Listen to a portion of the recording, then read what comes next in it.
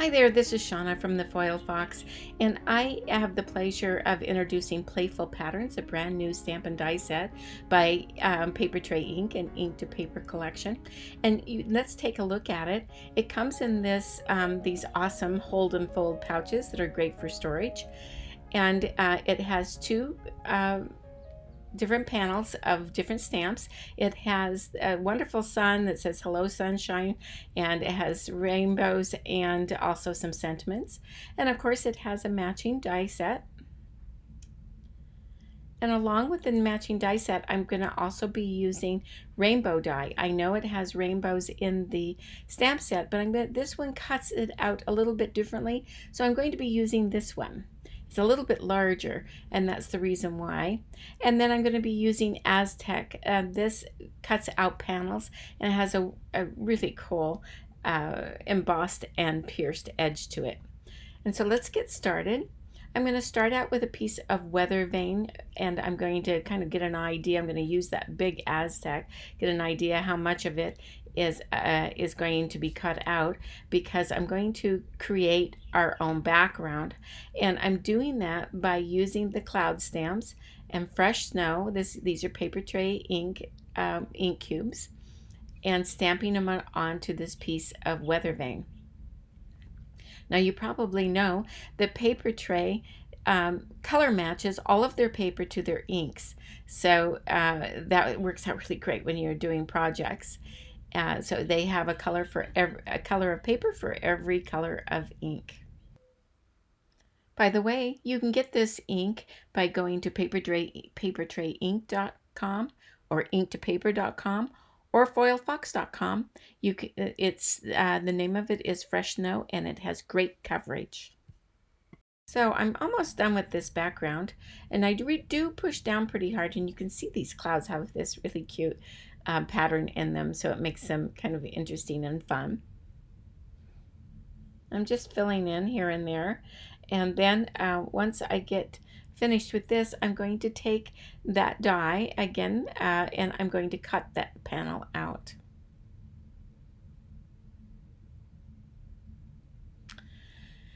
So with that cut out, I'm taking a piece of white cardstock and using the rainbow die, and I've cut out the rainbow die. And I'm leaving all those pieces in there. You can see some of them didn't come out of the die, so I poked them out. But I'm putting them back, and I've backed it with some Post-it tape just to hold them in place, but I will be able to pull them off very easily. And I'm doing this because when I go to color them, it is so much easier to color them. Now it's going to look pretty messy, but don't worry about that. But this way I'm not trying to hold some skinny little piece. Sorry that my hair got in the middle there. I tried hard not to let that happen, but once in a while it does. And I'm using, on this one, I'm using R20 and RV04, but it turns out I actually end up going back with R24, and I like the darkness of it. Now what I'm doing is having the darker color at the ends and then kind of lightening up towards the top. And since I'm going to be cutting off the left side, I'm not going to worry about the left side as much. It's the right side that I am worried about. So for the oranges, I'm using Y38 and Y13.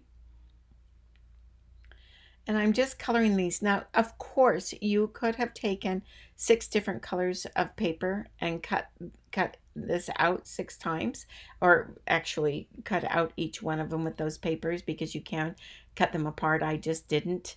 But I decided that I wanted to have a little gradation of color. So to do that, I just cut it out this way on white cardstock and then coloring them with Copic markers. Now the greens are YG03 and G07, and going back to the yellows, which are Y13 and Y11. And then the blue is BG0000 and BG15. And then finally, the violet is V12 and V15. You can see it looks really messy, but as I pop these out, Now it looks all nice and tidy, and I can put this rainbow together. I'm just kind of getting all the elements together, and then we'll put this card. And then that's the way I usually make cards, is I get all the elements together, and then I'll start to assemble it and kind of put together the way I want it to be.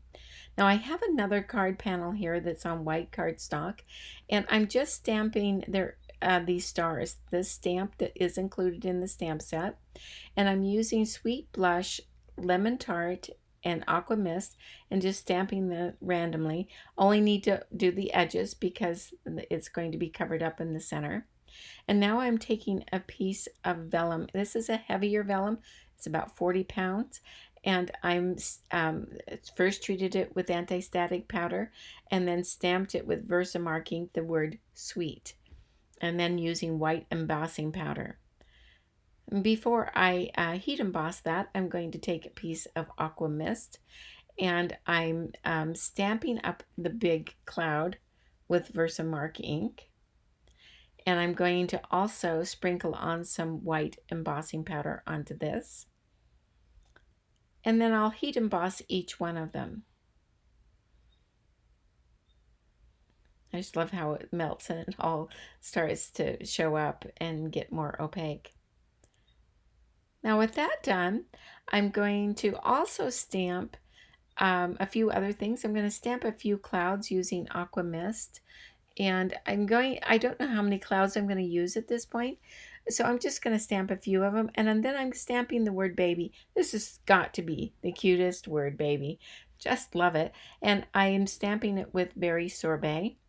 And now that they're all stamped, I'm going to use the matching die sets and cut everything out, saving the word sweet to cut out a little differently. I'm going to just pencil in really lightly a really loose banner, just kind of following the shape of the word sweet, and then cut that out.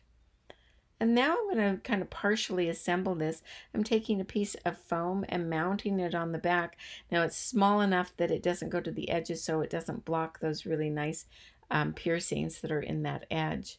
And now I'm going to arrange the rainbow, kind of get an idea where I want it to be. I want all the ends to line up on the right side, but I'm just kind of getting an idea how this might all go together so I know where to attach the rainbow. I'm just using some liquid glue and just putting some dots on there. And then now that I kind of eyeballed where it was supposed to go, and you can see it's hanging off the left edge because we're going to cut that off. So that's why I didn't bother too much with the left edge. Just wanted the right edge to look pretty. Just stick those all in order, in rainbow order, of course. And then this last one. And I've got to adjust that last one just a little bit because it is a little tighter edge, and I want to make sure that that cuts right. So I'm just adjusting it just a tiny bit and then continuing the cutting. And then I can throw all those little pieces away. And now I'm going to get just an idea how I want to arrange this.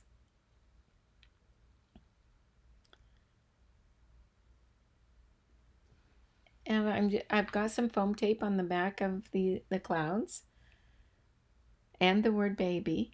And on the word sweet, I just kind of tucked it underneath the cloud, and it caught the little bit of the foam tape, so that's holding it down. And I'm going to stick it down a little bit more, and I'll show you what I'm going to do in just a minute. But I'm going to put this word baby down. Kind of get an idea where I want that to go. So with that panel down, I'm going to take the star panel and I'm going to mount the gray panel with the rainbow onto the star panel.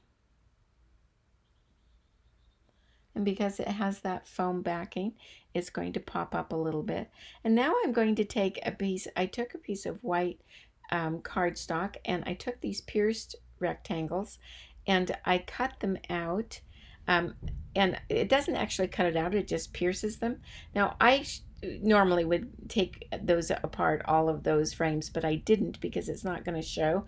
I'm just going to be using the outside edge, and I mounted it onto a piece of soft stone bitty big paper, the plaid, the large plaid, and now I'm mounting it onto a white card base that is slightly larger.